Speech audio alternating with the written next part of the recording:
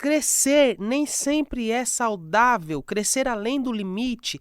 Toda pessoa tem um limite de crescimento, de sucesso. O crescimento é para todos ou não? O crescimento não é para todos. Não é pra... Por exemplo, a pessoa pode olhar e invejar ou desejar o meu crescimento ou o lugar onde eu estou. Mas nem todo mundo vai suportar o que eu suporto para manter aonde Deus me colocou. Às vezes as pessoas querem crescer. O desejo vem no coração para crescer, mas ela não tem estrutura para crescer. Ela não tem estrutura, porque tem que ter estrutura. Um exemplo na Bíblia é clássico. Você pega lá Raquel, a mulher de Jacó. Chega um momento que ela entra em surto psicótico. Ela pega nas vestes de Jacó e fala, me dá filho, senão eu morro. Ele pergunta para ela, por acaso eu sou Deus para poder te dar filho? Se tu tem que questionar e brigar, questiona com Deus. Aí a Bíblia diz que Deus lembrou de Raquel e dá para ela um filho. Deu para ela um filho e ela colocou o nome desse filho de José. José quer dizer, eu quero mais, me dá mais. Só que Raquel, ela não tinha estrutura para ter mais. Mas de tanto ela pedir, eu quero mais, eu quero mais, eu quero mais, foi lhe dado o segundo filho por nome de Benjamim. Na hora do parto, ela morre. Porque ela queria algo que não estava pronta, não estava preparada para ter. Então o sucesso, ou chegar aonde muitas pessoas às vezes observa alguém e admira, não é para todo mundo. Não é para todos chegarem. Cara, Nós fantástico. vamos desejar, mas não é para todos. Tem pessoas que você simplesmente, o seu perfil, a sua estrutura emocional, principalmente emocional, porque quanto mais você cresce, mais inimigos você atrai. O Sim. crescimento é igual a luz, atrai mosquitos. Você vai crescendo e as pessoas vão querendo, de alguma forma, te destruir, te paralisar. Sim. E se você levar isso pro pessoal e não entender que isso faz parte de um processo do que você está crescendo, você termina trazendo problemas para a sua vida também, porque eu vejo pessoas que hoje, depois Sim. que cresceram, se tornaram pessoas depressivas, se tornaram pessoas, assim, isoladas. Você vê pessoas, por exemplo, foi lá no Big Brother, ganhou 1 milhão, 2 milhões de reais. E depois, assim, a minha vida se tornou um inferno depois disso aqui. Porque não estava pronta para receber aquele peso daquela responsabilidade. O filho pródigo foi um. Sim. A herança era dele. Mas ele não estava no tempo de receber aquilo que lhe pertencia. Então, assim, eu acredito que todo ser humano, para Deus, ele tem um valor e o Senhor tem um posicionamento para todos nós. E que não é igual para todos. Por exemplo, eu sempre digo que Deus só prova quem ele confia. Se Deus desconfiar de você, ele não vai te provar. Repito, Deus só prova quem ele confia. O diabo chegou para Deus e falou bem assim, Deus, deixa eu tocar em Jó.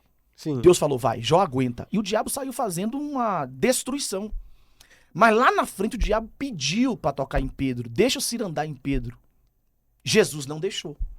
Porque Pedro não tinha estrutura para suportar o que Jó suportou. Então, assim, se Deus não confiar em você ou na sua estrutura, ele não vai te provar. Então, crescimento não é para todos.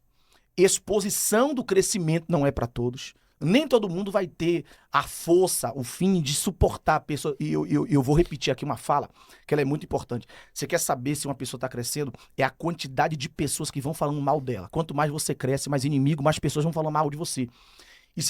Isso é um sinal de crescimento, porque você está crescendo, você está ocupando ambientes onde era só sonhos, onde era só projetos, mas agora está sendo ocupado, território que você está avançando, então pessoas é normal se sentirem incomodadas.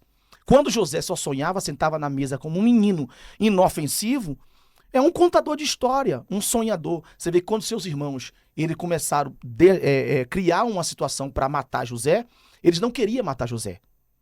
Tá no texto. Vamos botar ele dentro da cisterna e vamos ver o que vai ser do sonho dele. Então o problema não era com José, era com o sonho de José. Então, enquanto você apenas é uma pessoa normal, Zaqueu é um exemplo disso. Sim. Enquanto ele estava lá roubando o imposto, cobrando além do devido, ninguém o crucificou. Mas quando Jesus falou assim, hoje me convém pousar na tua casa, ele mudou de nível. E eu digo uma coisa para ti, toda mudança de nível, ela vai fazer nós fazer uma coisa aqui, ó. Você está nesse nível, esse é seu nível. Tudo que você aprendeu nesse nível não vai servir para o outro. O outro nível que Deus vai te levar, o outro nível que você tem que aprender a zerar, porque senão você vai levar vícios, coisas que não servem para aquele próximo nível, que vai mais te atrapalhar do que te ajudar. My God. Ou seja, não adianta você querer levar coisas para outros níveis que não são pertencentes a esse novo nível. A essa nova fase. É dizer, Meu por exemplo, você Deus. tem uma amizade, Cara. eu aprendo assim, Yang, você tem um amigo, a pessoa tá ali apegada, a pessoa porque é amigo dela há 20 anos. É meu amigo há 20 anos. Uhum. É meu amigo há 20 anos. E tem pessoas que Deus colocou na tua vida pra caminhar com você até determinado ponto. Dali pra frente, Uhum. vai te fazer mais mal do que bem. E Uhum. nós precisamos ter o quê? A capacidade de ter esse discernimento. Isso não é usar as pessoas. Isso é ser seletivo. Você sente- Jesus, quando entrou no jardim de Getsemane, ele entrou com 11. Porque Judas já tinha ido lhe trair. Sim. Mas quando ele vai abrir o coração dele pra falar, ele não chama os 11 nem fala diante dos 11. Ele chama 3 pra dizer: a minha alma está angustiada até a morte. E depois ele vai ter uma conversa com Deus através da oração que nem os 3, que era íntimo dele, tinha capacidade de ouvir. Ele tem que orar sozinho. Ele e Deus. Então isso é o quê? Seletividade. Você entender que tem pessoas que vai dar Meu conta de caminhar com você até um lugar e outros não.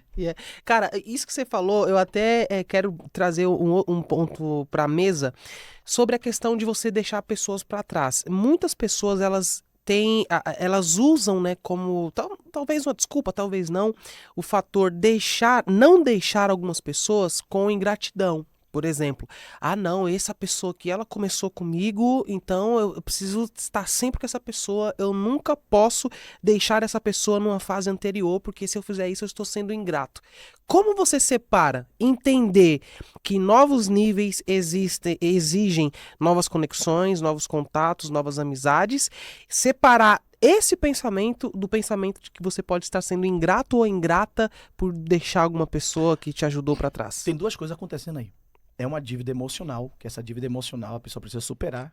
A pessoa que tem uma dívida emocional, ela precisa se tratar. Esse apego, essa dependência emocional. Uhum.